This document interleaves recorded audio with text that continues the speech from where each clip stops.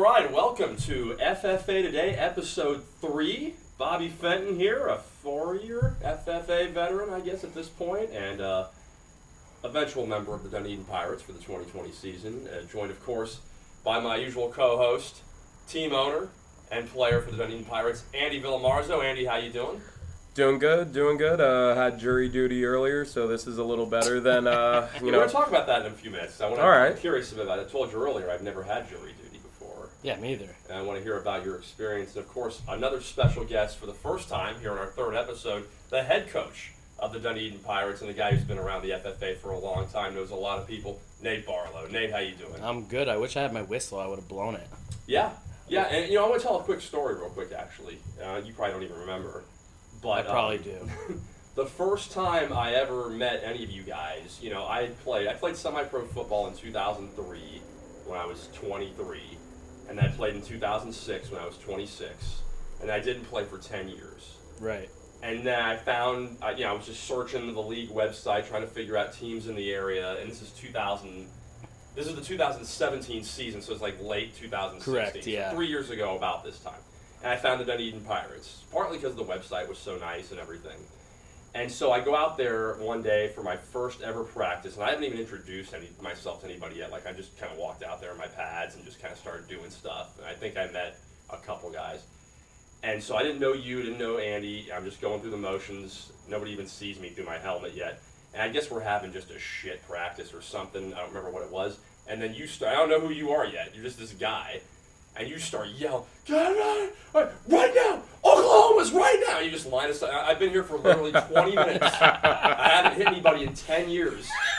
And we started doing Oklahoma's right there. It was freezing. Yeah, I remember that. That was at Mitchell Fields. Yeah, right? yeah. Yeah. And so I'm like, okay, you know what? I need to kind of I'm going to wait a few reps here. I'm going to watch what happens here. Right. So, 3 or 4 people go, and we had all these little scat backs, like Kookie and a few other guys. So I'm like, okay, I got this. This is cool, So I'm like, I'm going to step in on the next one. Denver. Remember that guy? Oh, yeah. Denver gets in there opposite me. He's like 260.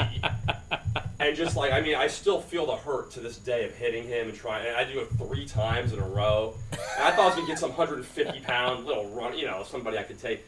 And you're just screaming, we're doing Oklahoma's, this is dog shit, And I'm like, all right, cool, And then I ended up meeting everybody after that. But that was the first time I ever actually met you in any capacity. Yeah, I remember that night. I hadn't been there that long either. I had only been there maybe a handful of practices myself because I had come late to that season. Yeah.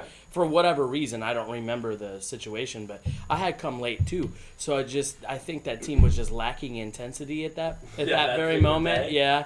And so we went out. And to your defense, Denver is one of the toughest kids I've ever coached. I mean, he was He's he just hurt his knee a few weeks later. Yeah, he did. But he's just a tough kid, man. I mean, it just hurt my bones just tackling him. And it was one of those we're doing 4 downs. So he said he was going to come play this year, but he just had a little baby girl. So, oh, wow. Huh? So he wants to play. He's ready to play again. But you know how that goes. You have kids and things get in the way. Hey, I got one peeking out the window right now. right. Live from One Game Day Place for tonight's show. Yeah. After Tijuana Flats was fun last week. We can go back there maybe. Yeah, absolutely. I'd say just a memo to any players for this Saturday's practice. I think you heard a little preview of what to expect. Have you done anything yet with Oklahoma? Any type of hitting drills? No, first padded practice is going to be on Saturday. Okay, so we're definitely going to get after it on Saturday a little bit. I've been kind of holding back the dogs purposely, but I think it's time. It's the right time to gear up because you could always gear up and then tame them back a little bit if we start getting banged up. But football is a contact sport, and we need to start doing some contact. Yeah, I mean, there's no other way to really get a look at what you have. No. 7-on-7's great, but it's not real football. So right. That'll be coming up this weekend. Another thing happening, Andy, you mentioned before we went on the air here, is there's a league meeting for the FFA this weekend. So I know you'll be there. Where is the league meeting, first of all? The league meeting's going to be in Orlando. Okay. That's the league headquarters is Orlando, basically, or kind of? It's the midway point for all the teams. I mean, we got teams in Miami, Jacksonville, obviously, here in the Tampa Bay area. So meeting in Orlando is kind of a good middle ground for everybody to say, hey, we're going to meet there. And it's a little vacation spot, I'm sure. So there's probably owners that are thinking about staying overnight, hanging out with their family. It's going to be great weather this weekend. It's going to cool down a little bit. So what is on the agenda? Like, are we going to start talking? I know the schedule won't be out. We're going to talk some potential scheduling, other things. What is it you think will be on the agenda when you guys all get together this weekend? I mean, what isn't going to be brought to the table? Everybody's asked me everything under the sun, and as a league liaison, and somebody probably say, hey, you're the insider, you're like our Adam Scheffner. I don't really even know what to expect. I'm over here like, it could be anything and everything. Yeah. There's a lot of things to touch up on, and this is our one-time face-to-face before the season starts. I was told we would have one more face-to-face meeting right before the season starts when they have that first annual Hall of Fame game. Right. But this meeting, there's a lot of things to touch up on. Obviously, the scheduling is going to be something everybody's anticipating, everybody's waiting. That's all going to be dictated by, how far along are teams with their payments to the league. Because you got to see who's all committed. I mean, we brought that up in the first show. The money is a big factor in where we are with scheduling. If the league feels confident in all 20 teams and their commitments, well, then there's no problem to release a schedule.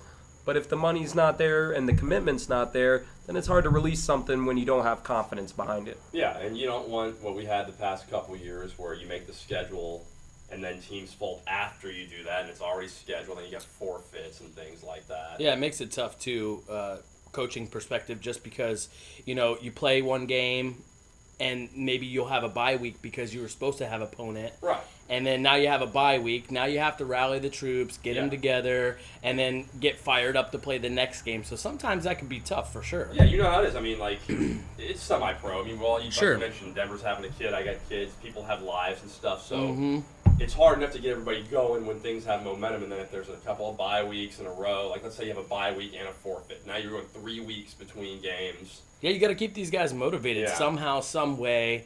And it's tough because, you think, I can miss a practice here because we don't play a game for 2 weeks, right? So I think that's one of the toughest aspects about semi-pro for sure, is getting everybody moving in the same direction at the same time, collectively, as a unit, all the time. Yeah. Consistently. I think that's the hardest thing to do. And you coached high school. Yeah, before. 7 years, yeah. So, I mean, you ain't close. Yep. And so the bell rings at the end of the day. Your entire team is standing right there. They should be. They're right there. They should be. They're all going to be there it's so much. It's harder in some ways. Yeah, you have people keeping an eye on them too. Yeah. Though, you know what I mean? You got teachers, you got principals, you got everybody keeping an eye on these kids. And if a kid ain't there, you know about it. You're either calling mom or dad, or they're getting reprimanded the next day. So there's consequences. Right. It's hard to keep these guys consistent and accountable because I understand that life happens. At the same time, we all have a responsibility to the team. And so that makes it tough. It really does. And I know that the Pirates are the only team that has issues like that. I know it's a collective thing. Yeah. For sure. And for me, right now, I coach my daughter's t-ball team on Saturday mornings. So as soon as their season's done, so that's how every Saturday at 9 a.m. I got a t-ball game. Okay. So I can't. So as soon as the season's done here, and we got 3 more games. Now I'm gonna get my league fees. Everything's There you go. Pick out my uniform number. Wait a minute, I thought we were doing that tonight. Oh, wait, tonight. You can do it tonight. Okay. If I get an early bird discount or something, which gets extended, of course, since we're having the show here and everything. Anyway, so as far as the league meeting, you don't anticipate anything like earth moving coming out of this or anything like that that's gonna break any news as far as this weekend goes. If there's anything that may be newsworthy, I'm sure it'll be on our 4th episode. But right now, heading into the meeting, nothing that I anticipate other than the usual league matters that have to be, dealt with. And the schedule is obviously the biggest thing looking at. We're all wondering who's going to be on that week 1 docket. Who are you getting ready for? I think something they're going to address is the Hall of Fame game, location, the 2 teams playing in the game. There's a lot of things in that aspect. I know League CEO Terrence Page is working behind the scenes, try to put that together. Once they get a location down and the opponents, now we can start to look forward to what that schedule might look like. Yeah. Have we talked to anybody with the team in Colorado in at all? Or I know we talked to them obviously to set the game up, but in recent weeks or anything like that. Do we know anything about their progress as far as getting ready to fly down here? Yeah. I talked to their team owner Arthur Fleck is his name. They actually just played a team from New Mexico. Right. And they won the game 22-20. So their very next game is now against us. So they're going to take this whole month of November and a little bit of December that they got to get ready. They're getting their flights arranged. I guess a flight from Denver to Tampa is not too bad. I don't know the ticket prices on that. Yeah, like a Legion or something, they're pretty good if you want to roll the dice a little bit with them. I think Southwest is a big one that you fly out, that you can get like a decent ticket. Yeah. And they fly into TPA, right. so. That's a lot better. Yeah. Semi-pro football in New Mexico. How many possible teams could they even have in New Mexico? They have one New Mexico Well, listen, team? I've been to New Mexico, man. I mean, beautiful. Albuquerque is a big city, and Santa Fe is a big city, and there's definitely some towns in there that can have organized football teams. But I mean, it's a lot of desert. There's no doubt. Right. But so is Arizona. Travel, So is Colorado. I mean, if you look at Colorado, the majority of it is mountains. Just mountains. So eastern Colorado has a lot, but that's about it. So yeah. I mean, when there's a will, there's a way, right, Bobby? Oh, absolutely. Right. This league wouldn't exist if that weren't true, because it takes a lot of work to put all this stuff together. Yeah, there's no doubt about that. So I wanted to talk to you. You were mentioning before the show, and we're going to go around the league a little bit here, but you've coached a lot, both at high school and the semi-pro level. Yeah. And you actually were thinking through the divisions like we talked about. And again, the divisions aren't official yet, but what we think is going to be the division that we're in with, of course, Dunedin, the West Coast Soldiers, Southwest Florida and Bradenton, and then the Bay Area Panthers and Orlando. And you have actually coached with somebody at least on every single other staff. At least one guy on every single staff in our maybe division. Yeah, which is pretty cool. It's pretty cool. Obviously, it's been many years, but Troy, the head coach of the Soldiers, we coached with together at the Pirates a long time ago, before I still had my real coaching wings, what I mean? And before he really, got established as a, dominant head coach, that he has really done really good things. I mean, before he showed up to that team, they were okay. But once he showed up to them and really got them glued in, I mean, he's got those guys dialed in, and they haven't had a losing season since he's been the head coach. Andy, am I correct on that? I believe that is correct. I don't think that they have had a losing season. Yeah. And then you got Coach Murdo. Right, we remember him. I played for him. And you were there. Yeah. Coach E, I think, is still on the staff for the Bay Area Panthers. Right. Obviously, he was the head coach. Both those guys were the head coach, former head coach of the Pirates. So I was last year, Coach Mirto a couple years ago. 2017, I was the OC under both those guys. You got Arthur Killens, who's a assistant for the Champ Gladiators. Yep. And then you got Coach West, who I believe is a defensive assistant for the Orlando team. Right, the Generals. So it's an interesting thing that's kind of gone around there. And I just thought about it right before we were about to get on the show here. Man, it's a weird revolving door, kind of how that happens. And a lot of players from kind of all those teams have been through the Pirates' doors, right, Andy? Yeah. I mean, and people that you play against consistently, that you gain respect for and hopefully gain respect from. Yeah, the Pirates have been around for a while. There was a little hiatus, and then they came back. You guys, what is this, like 10 years now? Yeah, about 10 years. Yep. And for a lot of that, this has been the only team in the Tampa Bay area. The Patriots were in and out for a little while. Now we got the Bay Area Panthers are new, but I mean, this has been, the team that's been a mainstay here. It's how I found you guys. And it is cool to see, and it's semi-pro football. I mean, everybody's trying to knock each other's heads off. There's all kinds of trash talk and stuff, but we really have to remember, we're all, like I told you last week, we're all out here. It's a game of football that people criticize all the time about safety issues. Sure. This is guys getting paid in the NFL. People call them crazy. Right. What about us who are paying money to do it? So we should all at least have that mutual respect. And there's so many people know each other, and you coach with these, and we're going to play against all of them. Right.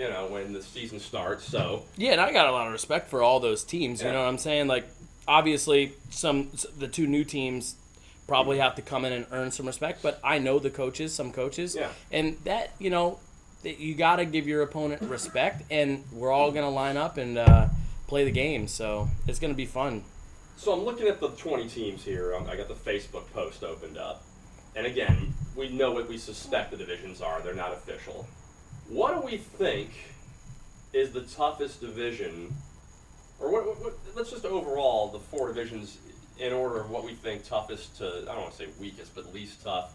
Because you got up north, you got Jacksonville, you got the Duval Raiders, those are 2 that have been around. St. Augustine is new, Port Orange has been around, and then Space Coast, who you said last week could be the best of the bunch for all we know. They've been really good in other leagues. Right. So that's one division.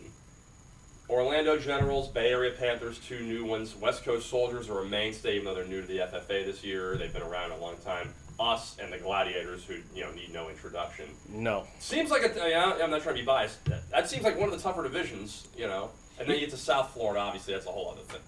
Yeah, I think in that scenario, I think the Tar Heels are probably, and maybe the Cardinals, are probably the favorites up there in that. But if we're just ranking divisions out of those 2 divisions that we talked about, I mean, you got to talk about us, though, right? I mean, the champ Glads. Yeah. And I think they've won 3 out of the last 5. Like right? They've won 3 out of the last 5. In my opinion, they're the best coached team.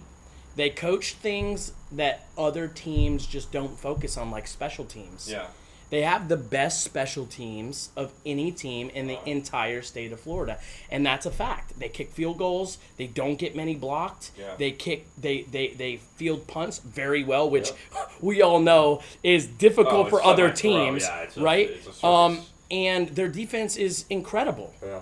And then you add on offense of talent, and they're tough to beat. So you got them, and then you got the Soldiers, who have been to championships in other leagues, have had chances to win, right, Andy? I mean, those are 2 really tough teams. And then you got the Bay Area Panthers, which are, you don't know much about because, they haven't fielded a game, right? Right. But what we do know is they probably have some players from the West Coast Soldiers. They probably have some players from the Gladiators, and they probably have some other guys. Maybe some ex-Patriots? Right, some ex-Patriots, or some guys in St. Pete that maybe haven't been on a good team here in a while. That's what I was going to say. I mean, St. Pete has a very long history of semi-pro football and being good. I remember the Sharks, back when I first started playing, were really good. And then they haven't had a team in a long time now.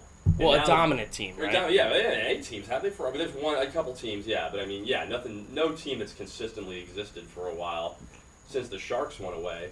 So now the news was out this week. It came out that the Bay Area Panthers are going to be playing their home games in St. Pete and practicing in St. Pete. So are they going to be able to tap? The St. Pete area, the whole Tampa Bay area, really. But I mean, St. Pete, especially South Pinellas, like that, a lot of good players. Do you think that's going to be an advantage for them moving to where they're moving to?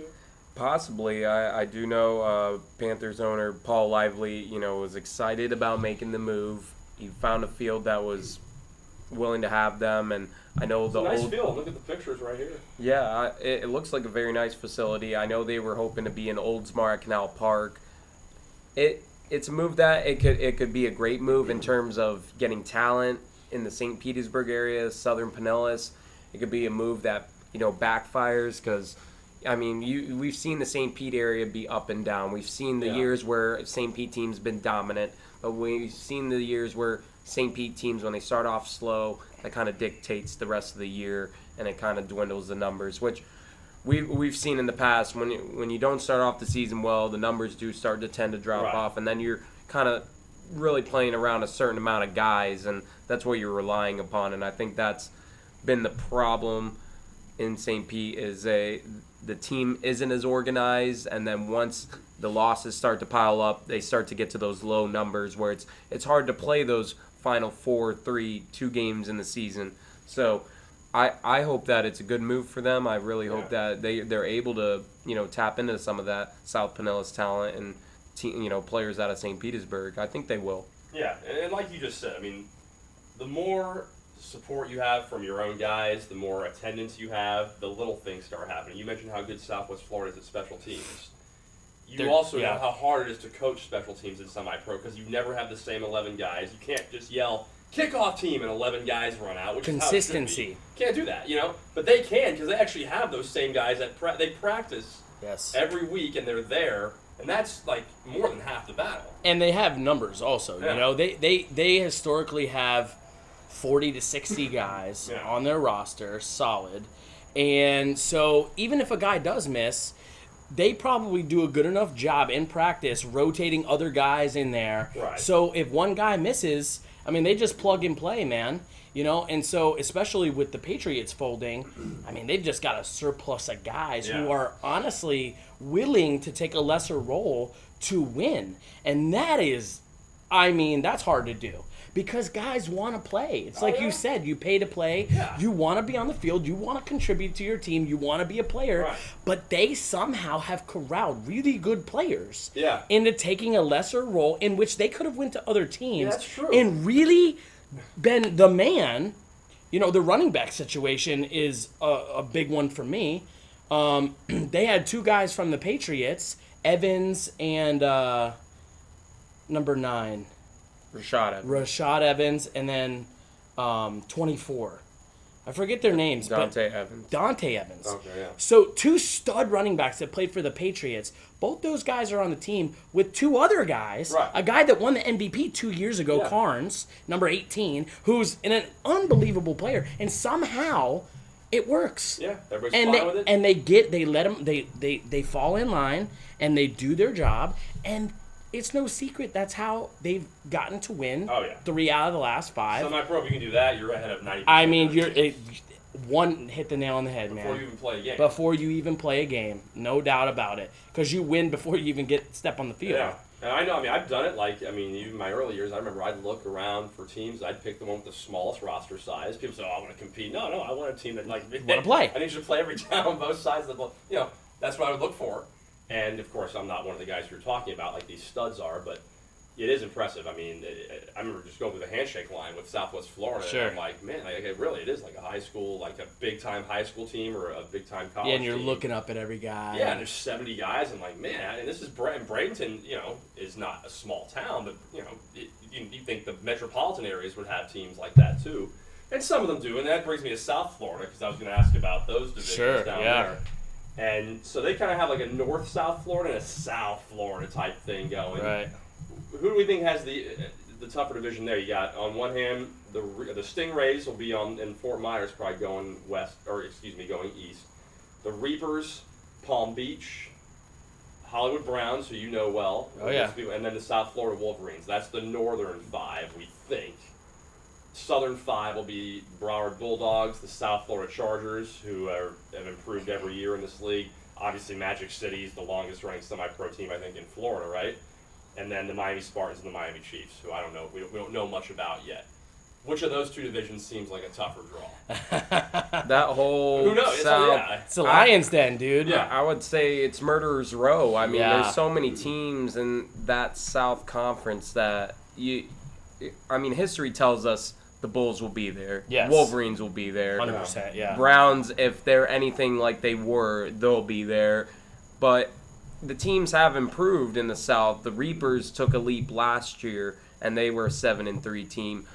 From what I've seen out of the Broward Bulldogs via social media, and I do know they bolstered their roster through, players from the South Dade Immortals that they folded operations over the offseason. Yeah. They were able to get some players from the Broward Barracudas.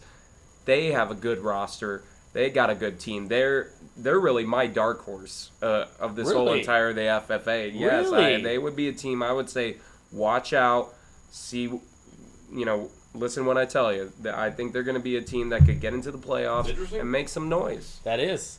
I mean, I would echo that. I mean, the Chiefs and the Bulls, those are 2 murderers off the top. Yeah. And then you got the Reapers, who gave the Glads everything they could handle last year. I watched that game film. I got it. Yeah. They gave them everything they could handle, and the Glads won the last second of that game. Final possession. So, that's a team that gave the champs maybe their best game of the year. Yeah. And then you got the Wolverines, who, they made it to the championship, so you got to give them credit, right? And then who else is up there in the North-South division? Side, the Reapers, the Stingrays from Myers. Right. And the Stingrays used to be really good. I think they had a down year last year. Yeah. But historically, they're a pretty good football team, I think they won a championship back in the old UFF, correct? Yeah. When Lonnie was their quarterback, Yeah. which Lonnie was Bradenton's quarterback last year, or Southwest. Right, yeah, he was good. Yeah, so I don't know where he stands as far as where he's playing these days. But if they get him back somehow, some way, then, I mean, they're right back in it, in my opinion. So, both those divisions down there, I mean, our division's tough, obviously, but both those divisions, it could go any way, and you never know what the Chargers can do. Maybe the Chargers pull a couple of big moves off and pull a couple of upsets off. They've been getting better. I mean, you never know. We played them, was it in 2017, and for both of us, it would have been our only win on the field. We won the game barely, and that was I think we had a forfeit win or two as well, right? Yeah, we went down to Belglades and won a game. That was next year, I thought. Wasn't no, it? that was the same year. Okay, so we won 2 on. Okay, I thought that was the next year. Andy called the offense in that game. But yeah, I remember that. Well, that was the game where the field was like hand painted. And I think it was like 48 yards wide instead of 53 and a half. Oh, good Lord! I can't remember everything out of that game. I do know it was probably one of the most just stressful games ever. It was just everything was all coming at once, and then the drive down there, and you're at the very tip of Lake Okeechobee, and that whole aura of being down at the Glades. I loved it. Yeah. Because I've heard so much about the lore of high school football. Right. And I'm born and raised in chasing rabbits and stuff. And the muck. And I had never until that game laid eyes on Lake Okeechobee. And I've lived here my whole life. And I drove with Alex Jennings and Chris Norman and Javon. Yeah. Javon. Javon. And the 4 of us drove down there, and it was my car, and I said, hey guys, I'm going to take a little detour if you don't mind. Because the road that we took ran like within a mile of the lake. I'm like, so you want to go see it? I want to go walk up on the dike, and they have the dike all around the whole thing. I want to see Lake Okeechobee. I've never seen this lake that is in my home state. I've never, actually, 30 years almost. And yeah, I actually walked across the road and checked it out, and then we went to Belglade, and played the game. And yeah, that was harrowing. That's the neat thing, though, about this level is Nate has been with the program since the outset, and we've been to so many different places to play football games. I mean, one of the first places we went to was Leesburg. I mean, middle of nowhere. The Lake County Storm, right? We played actually the Lake Sumter Gladiators. Oh, yeah. We played at a little complex behind I think it was a grocery store. Yeah, that's where we played the Storm. Yeah, that's where we played the Storm a couple years ago. Actually, same exact field. High school jerseys. Yep. Yes, that's true. There's the old Enclosed Shark Tech Fit jerseys. And it's right behind that strip mall. Yes. That was actually a nice field just behind a strip mall. It's a good game, too. Yeah, it was a good game. We missed a field goal to win it. Yeah, it's really thinking back through the 10 years. This is the 10-year anniversary. I told the guys at the last practice, this is, basically to this day, because the Pirates were started in October 2009, and it was really on a whim, and we got the season off. We're able to play a full season,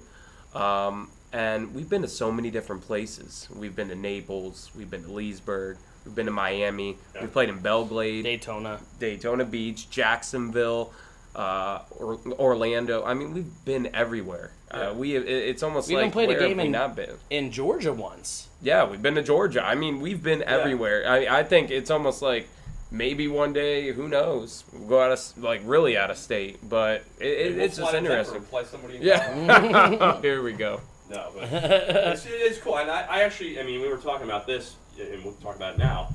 The travel aspect of semi-pro, I think it's a lot of fun. Depending, it can be rough. Like a game like Belglade, it's always fun on the way to the game. I don't care where it is. It's always an adventure. Sure. It's when the game ends, and there's no sense of anticipation anymore. You just have to get your ass home. Right.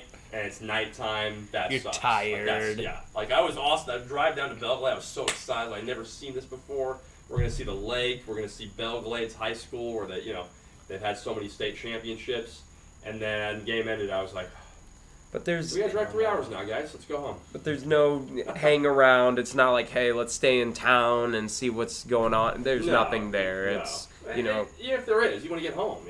Exactly. For me, West Palm Beach was a place that I liked to go to because I was like, the City Walk area after the game, pretty cool place, pretty unique. I always enjoyed that West Palm trip. Yeah, West Palm Beach school. And let's see. Let's go around the table. And nobody's got input. They make the schedule. You can have requests, I guess, and stuff, but we know, or what we think we know as far as the format is, we'll play 8 games against our division, 4 at home, 4 on the road, and have a rough idea of what those will be. Then you're probably going to have teams playing one team from the other division in their conference and one team from the other conference entirely. So one of those will be at home, one of those will be on the road. So we could either have a road trip to North Florida somewhere, whether it's Jacksonville or St. Augustine or Port Orange or something like that, or we could have a South Florida road trip. What would your preference be, just personally? Personally, I do like that drive north, and I like the coast games. I really do. I would enjoy a drive to, Daytona Beach again. I always love Daytona Beach. I-4 is an easy jaunt. Exactly. Or St. Augustine being in the league, that would be a interesting, game to go to. It's an historic city in Florida. Yeah. Haven't really heard of a team out of St. Augustine since I've been involved. Have you, Coach? No, I mean, it's been a while. It's all Duval Panthers. I don't know, where were they out of? Were they Jacksonville? Yeah, yep. So. Yeah, anything Duval, Jacksonville. I love anything that's new. It's like, if that's new, we've done the Miami. I know you love Miami. That's right. It. There's 10 teams, so some of them are new, and even you haven't been to all 10 of them or whatever, all 9 of them. But the area generally, yeah. And St. Augustine is cool. St. Augustine might be one where it could be worth staying overnight. Bless you.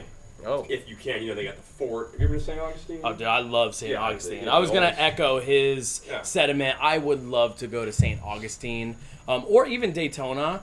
Another one I throw in there is Fort Myers, the Stingrays, right? Yeah, I mean, cool. it's just straight down 75. Yeah. It's right on the coast. I mean, you got Sanibel Island right there, so if you did want to stay over, it's Captiva. Yeah, I mean, and if you did want to just go straight home, it's only, 3 hours? I mean, 2.5 hours. So not too bad. I would if I had a preference, that's probably what I would go with, just because it's so difficult to really get your entire team that 4 or 5 whatever hours down all the way to South, Broward County. Yeah, get buses maybe. And sure, it just makes it a lot harder. I think you can corral your guys even to road trip, carpooling wise, to go to Jacksonville or St. Augustine or Fort Myers. So preferably, those would be good. But I mean, wherever they tell us to go, we're going to show absolutely. up. Right?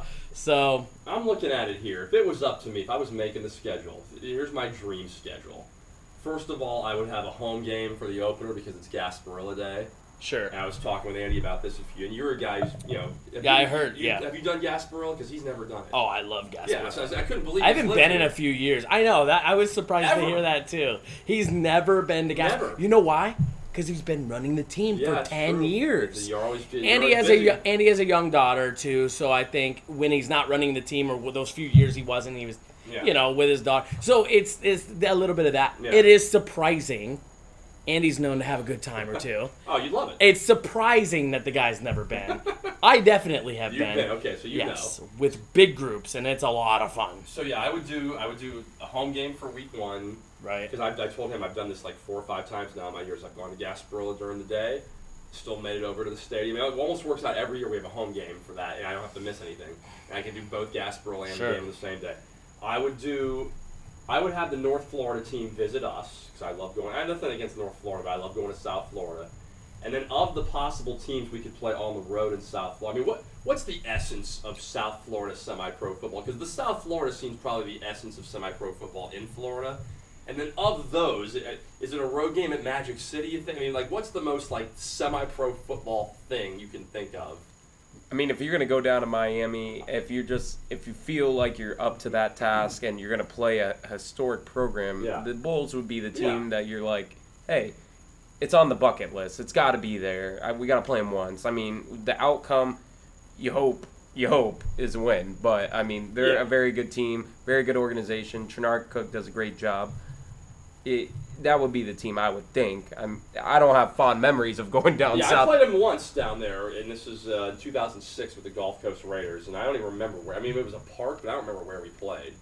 But they had the music going, boom boxes, stuff like that. I like the aura. Yeah, I think before the Browns, they were the Broward County Cowboys. Okay, yeah. And they really rock the music. I mean, they talk some crap. They like to get in your head, and that kind of gets you juiced up a little bit too. I like going listen, My thing about all those teams is you're not going to really face a bad team. No. So if you go down there, what does it matter what team you play?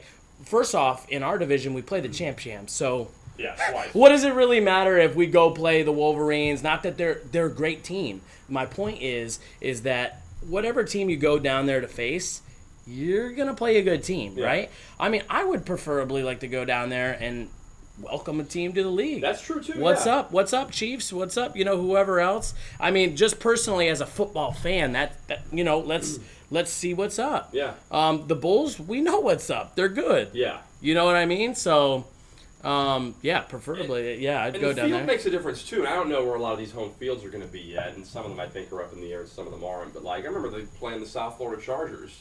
Oh, yeah. It was a really nice field. It's turf field. They got nice jerseys. I told them last week, the powder blue and yellow. The old school Chargers look. And I mean, was like, this is cool. I can play them 3 or 4 times. Right, they look clean, and they got a good quarterback. I mean, that quarterback won a championship with the Bradenton Gladiators, 4 years ago, right, Andy? Yeah, Joshua Shannon, yep. He's got experience on the championship level. So, yeah, I believe that was the 2015 championship game for the Alliance Bowl. Did a good job, and the Chargers are on that up and up. They're a team that I would like to see make that jump in the Southern Conference. Sure, get an upset here or there. It's so competitive right. though, down there. You're looking at so many different teams jockeying for position. Yeah. You're looking at the Bulls. You're looking at the Wolverines. You're looking at the Browns, what they were, what they could be.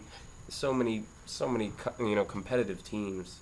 So you mentioned a couple times now on the show, if they get this quarterback or that quarterback, they're right in there.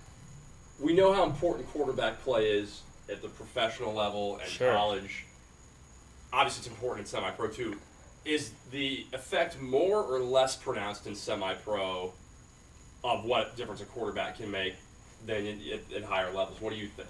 I think it makes a bigger difference. Okay. And I'll tell you why.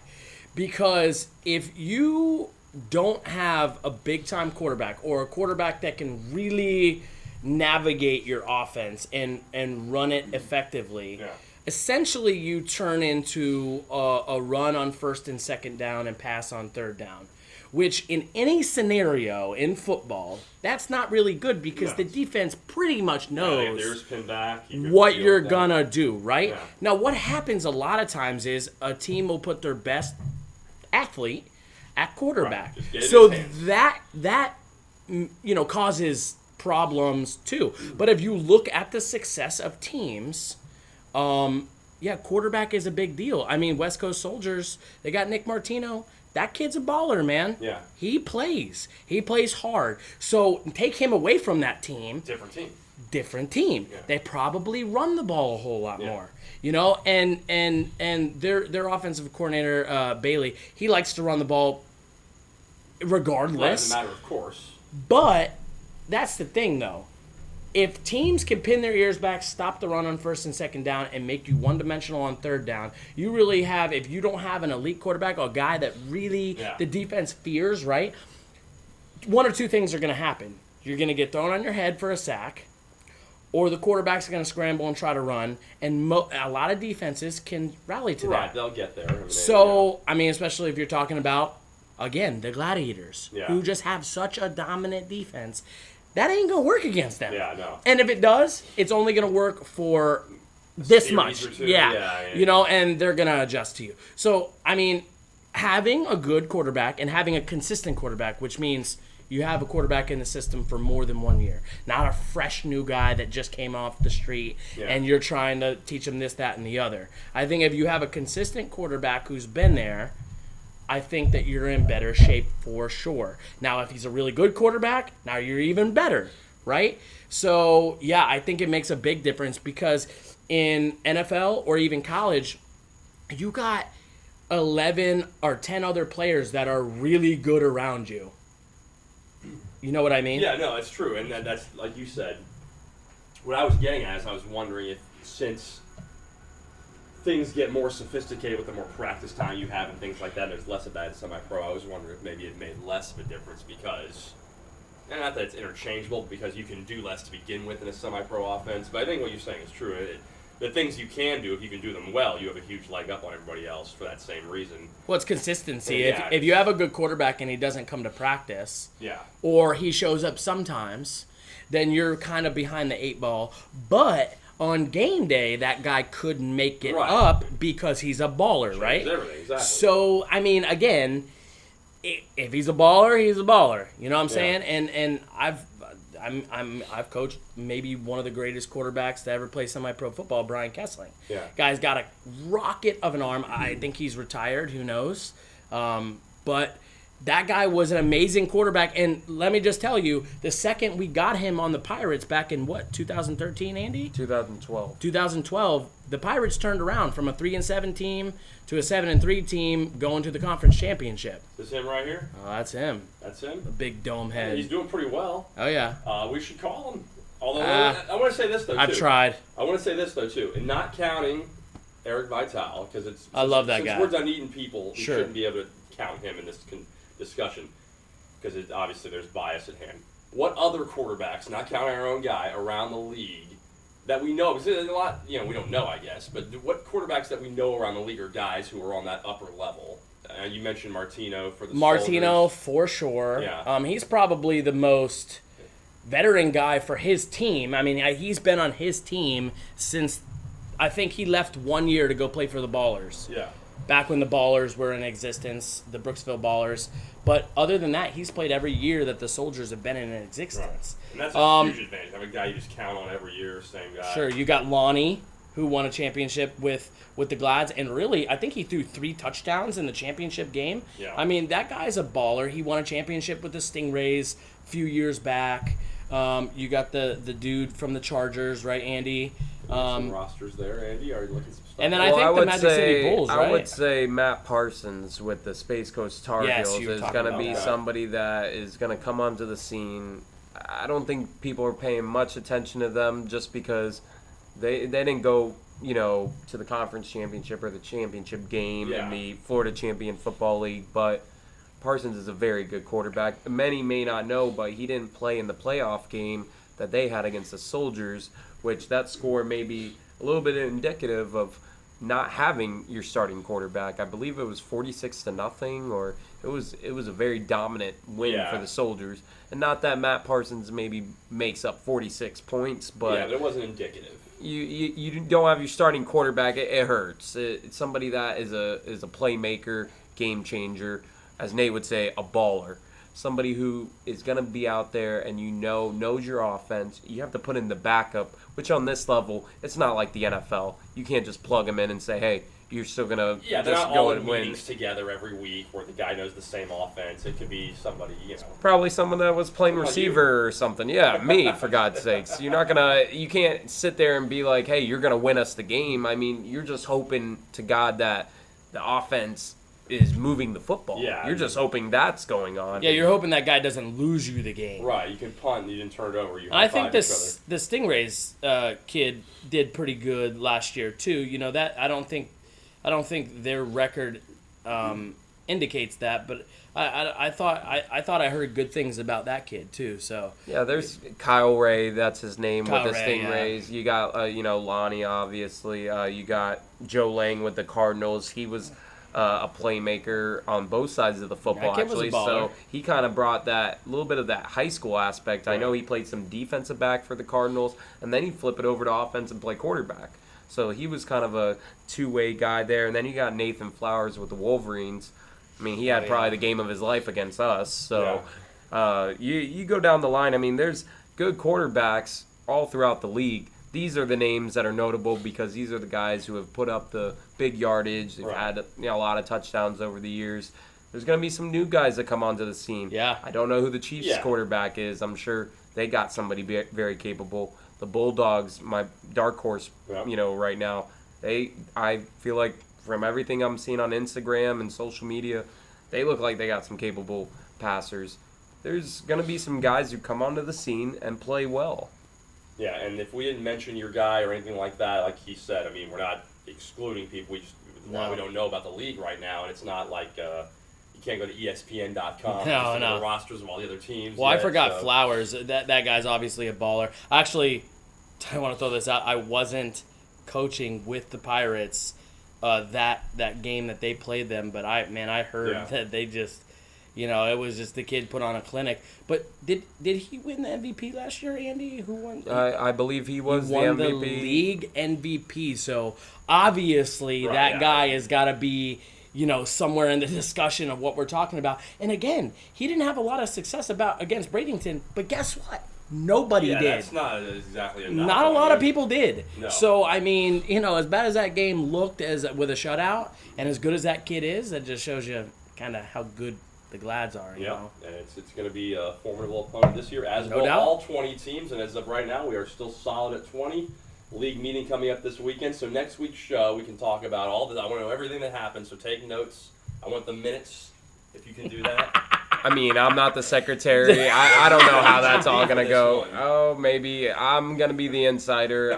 I think everybody there knows I'm the social media guy. I'm the guy putting out everything. Everybody's always complimented and said, I love that you do that because it gets me hyped up. It gets me, really fired up. People like the show. They're like, it's almost pretty much a NFL Today, or it's an informative pro football talk for our FFA guys. So we sit here and we talk about everybody because we want everybody to be noticed and talked about and guys to get fired up. It's like you do at the end of every show. Eat your Wheaties, work out, stay in shape, do the things, get excited. I think this year could be a big year as long as everybody gets to that starting point, that starting line.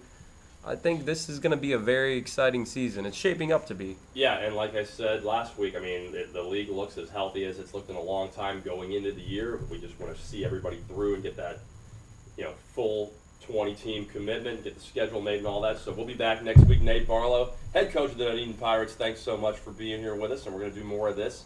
And we'll try and get, like you had said, Tony, from the Soldiers and some others. Troy. Troy. We'll try and get, anybody that we can, we want to have on the show from any team. I know, obviously, we have Bay Area centric here because we're in the Bay Area. But we'll do that. Andy, of course, take care of yourself. Let us know what happens at the league meetings. I'm Bobby Fenton. That is FFA Today, episode number 3. We'll be back next week. In the meantime, take care of yourselves. Get your workouts in. Get your sleep in. Stay healthy. Get your league fees in. Of course. And we will see you next week. In the meantime, good morning, good afternoon, good night. That is FFA Today, the league that delivers.